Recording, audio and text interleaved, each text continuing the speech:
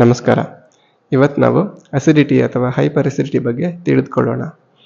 ಈ ಅಸಿಡಿಟಿ ಅನ್ನುವಂಥದ್ದು ಹೇಗೆ ಉತ್ಪತ್ತಿ ಆಗುತ್ತೆ ಅಂತ ನೋಡೋದಾದರೆ, ಇದು ನಾವು ತೆಗೆದುಕೊಂಡ ಆಹಾರ ಸರಿಯಾದ ಸಮಯದಲ್ಲಿ ಜೀರ್ಣವಾಗದೆ ಹೊಟ್ಟೆಯಲ್ಲೇ ಉಳಿದುಕೊಂಡಾಗ ಅಲ್ಲಿ ಆಮ್ಲತೆಯನ್ನು ಪಡೆದುಕೊಂಡು ಹುಳಿ ತೇಗು, ಎದೆ ಉರಿ, ಹೊಟ್ಟೆ ಉಬ್ಬರಿಸುವುದು, ಮಲಬದ್ಧತೆ, ಹಾಗೆ ಇನ್ನು ಕೆಲವರಲ್ಲಿ ತಲೆನೋವಾಗಿ ಕೂಡ ಕಾಡಬಹುದು. ಇದಿಷ್ಟು ಲಕ್ಷಣಗಳನ್ನು ಒಟ್ಟಾರೆ ಅಸಿಡಿಟಿ ಅಂತ ಹೇಳ್ತಾರೆ. ಇದು ಬರಲು ಮುಖ್ಯವಾದ ಕಾರಣ ಏನು ಅಂತ ನೋಡುವಂಥದ್ದಾದರೆ, ಇದು ಬರಲು ಮುಖ್ಯವಾದ ಕಾರಣ ನಮ್ಮ ಜೀರ್ಣಶಕ್ತಿ ಕುಂಠಿತವಾಗುವುದು.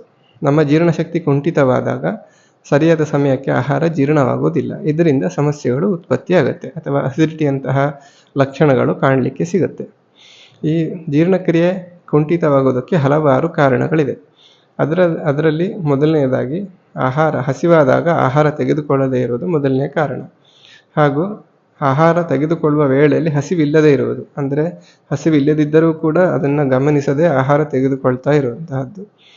ಹಾಗೆ ಎರಡು ಆಹಾರದ ಮಧ್ಯದಲ್ಲಿ ಏನಾದರೂ ಬಾಯಿಗೆ ಹಾಕ್ಕೊಂಡು ತಿಂತಾ ಇರೋದು, ಅಂದರೆ ಫ್ರೀಕ್ವೆಂಟ್ ಸ್ನ್ಯಾಕಿಂಗ್ ಅಂತ ಏನು ಹೇಳ್ತಾರೆ, ಆ ರೀತಿಯಾಗಿ ಮಾಡೋದ್ರಿಂದ ಕೂಡ ಇದು ಅಸಿಡಿಟಿ ಉತ್ಪತ್ತಿಗೆ ಕಾರಣವಾಗುತ್ತೆ. ಹಾಗೆ ಇನ್ನು ವಿರುದ್ಧಾಹಾರಗಳು ಅಂತ ನಮ್ಮ ಶಾಸ್ತ್ರದಲ್ಲಿ ಅಥವಾ ಆಯುರ್ವೇದದಲ್ಲಿ ಹೇಳಿದ್ದಾರೆ. ಇದು ಏನು ಅಂತಂದರೆ, ಕೆಲವೊಂದು ಎರಡು ಆಹಾರಗಳು ಒಟ್ಟಿಗೆ ಸೇರಿಸಿದಾಗ ಅವು ವಿಷರೂಪವಾಗ್ತವೆ. ಅಂತಂದರೆ ಹಾಲು ಮತ್ತು ಹಣ್ಣು. ಈಗ ನಮ್ಮಲ್ಲಿ ಕಾಣಸಿಗುವಂತಹ ಹಲವಾರು ಮಿಲ್ಕ್ ಶೇಕ್ಗಳು ಇದಕ್ಕೆ ಉದಾಹರಣೆ. ಸಾಧಾರಣವಾಗಿ ಇಂತಹ ಮಿಲ್ಕ್ ಶೇಕ್ಗಳನ್ನು ವಿರುದ್ಧಾಹಾರ ಅಂತ ಹೇಳ್ತಾರೆ. ಹಾಗೆಯೇ ಫ್ರಿಜ್ನಲ್ಲಿ ತಣ್ಣಗಿರುವಂಥ ಆಹಾರವನ್ನು ತಕ್ಷಣ ಬಿಸಿ ಮಾಡಿ ಸೇವಿಸುವಂತಹದ್ದು, ಮಾಂಸಾಹಾರದ ಜೊತೆಗೆ ಹಾಲನ್ನು ಸೇವಿಸುವಂತಹದ್ದು, ಇವೆಲ್ಲ ಕೂಡ ಕೆಲವೊಂದು ವಿರುದ್ಧಾಹಾರಗಳ ಗುಂಪಿಗೆ ಸೇರುವಂಥ ಆಹಾರಗಳು. ಸೊ ಇಂತಹವುಗಳನ್ನು ಕ್ರಮೇಣ ಪದೇ ಪದೇ ಸೇವಿಸಿದಾಗ ನಮ್ಮಲ್ಲಿ ಕ್ರಮೇಣವಾಗಿ ಅಸಿಡಿಟಿ ಉತ್ಪತ್ತಿ ಆಗುತ್ತೆ. ಹಾಗೆ ಇನ್ನು ಕೆಲವರು ಮಧ್ಯಾಹ್ನ ಊಟ ಆದ ತಕ್ಷಣ ಮಲಗುವಂತಹ ಅಭ್ಯಾಸವನ್ನು ಇಟ್ಕೊಂಡಿರ್ತಾರೆ. ಈ ರೀತಿಯಾಗಿ ಮಾಡೋದ್ರಿಂದ ಕೂಡ ಅದು ಕಾಲಕ್ರಮೇಣವಾಗಿ ಅಸಿಡಿಟಿ ಆಗೋದಕ್ಕೆ ಅದು ಸಹಕಾರಿಯಾಗಿರುತ್ತೆ. ಈ ಎಲ್ಲ ಕಾರಣಗಳಿಂದಾಗಿ ಹಾಗೂ ಇನ್ನೂ ಹಲವಾರು ಕಾರಣಗಳಿದ್ದಾವೆ. ಕೆಲವೊಂದು ಆಹಾರ ಪದಾರ್ಥಗಳು, ಉದಾಹರಣೆಗೆ ಅತಿಯಾಗಿ ಖಾರ ತಿನ್ನುವಂತಹದ್ದು, ಉಪ್ಪು ಹುಳಿ ಜಾಸ್ತಿಯಾಗಿ ತಿನ್ನುವಂತಹದ್ದು, ಹಾಗೆ ಎಣ್ಣೆಯಲ್ಲಿ ಕರಿದ ಆಹಾರಗಳನ್ನು ಪದೇ ಪದೇ ಸೇವಿಸುವಂತಹದ್ದು, ಈ ರೀತಿಯಾಗಿ ಮಾಡೋದ್ರಿಂದ ಕೂಡ ಅದು ಅಸಿಡಿಟಿಯನ್ನು ಉತ್ಪತ್ತಿ ಮಾಡುತ್ತೆ. ಹಾಗೂ ಅತಿಯಾದ ನಾನ್ ವೆಜ್ ಬಳಕೆಯು ಕೂಡ ಅಸಿಡಿಟಿ ಕಾರಣವಾಗುತ್ತೆ. ಸೊ ಇವೆಲ್ಲ ಕಾರಣಗಳಿಂದ ನಮ್ಮ ಜೀರ್ಣಶಕ್ತಿ ಕುಂಠಿತ ಆಗುತ್ತೆ.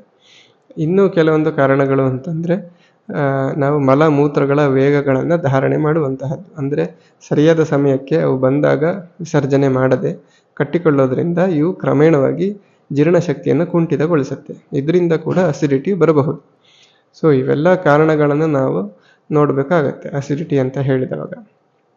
ಹಾಗೆ ಇದರಿಂದ ಏನು ತೊಂದರೆ ಆಗುತ್ತೆ ಮುಂದಕ್ಕೆ ಅಂತಂದರೆ, ಯಾವುದೇ ಅಸಿಡಿಟಿಯನ್ನು ಚಿಕಿತ್ಸೆ ಮಾಡದೆ ಹಾಗೇ ಬಿಟ್ಟರೆ ಅಥವಾ ಕೆಲವೊಂದು ಆ್ಯಂಟಾಸಿಡ್ಗಳಿಂದ ಮಾತ್ರ ಅದನ್ನು ನಿರ್ವಹಿಸ್ತಾ ಇದ್ದರೆ ಅದು ಕಾಲಕ್ರಮೇಣದಲ್ಲಿ ಹೊಟ್ಟೆಯಲ್ಲಿ, ಕರಳಲ್ಲಿ ಒಂದು ಅಲ್ಸರನ್ನು ಫಾರ್ಮ್ ಮಾಡ್ಬೋದು, ಹುಣ್ಣುಗಳಾಗಬಹುದು.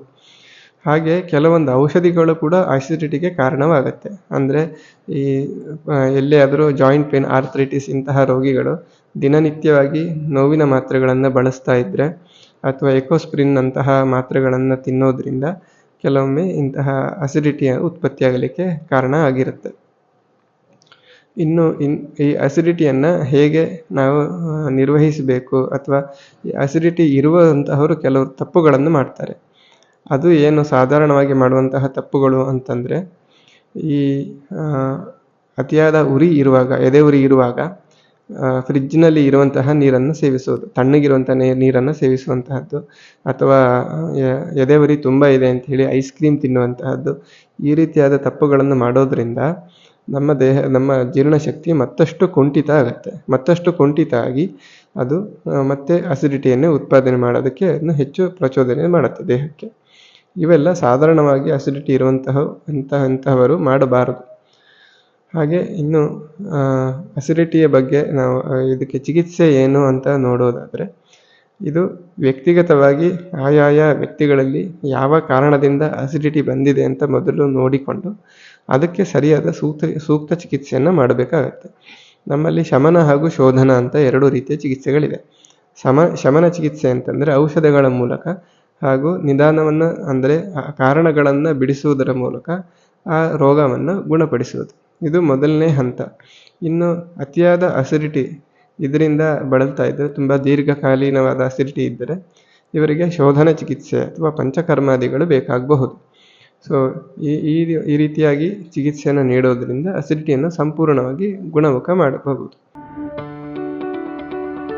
ಯಾವುದೇ ಸುದ್ದಿಯ ಅಪ್ಡೇಟ್ ಅನ್ನ ಮಿಸ್ ಮಾಡ್ಕೊಳ್ಬಾರ್ದು ಅಂದ್ರೆ ಈಗ್ಲೇ ಒನ್ ಇಂಡಿಯಾವನ್ನ ಸಬ್ಸ್ಕ್ರೈಬ್ ಮಾಡಿ. ನಿಮಗೆ ಬೇಕಾದ ಭಾಷೆಯಲ್ಲಿ ಎಲ್ಲಾ ಸುದ್ದಿ ತಿಳಿಬೇಕು ಅಂದ್ರೆ ಒನ್ ಇಂಡಿಯಾ ಆಪ್ ಅನ್ನ ಡೌನ್ಲೋಡ್ ಮಾಡ್ಕೊಳ್ಳಿ.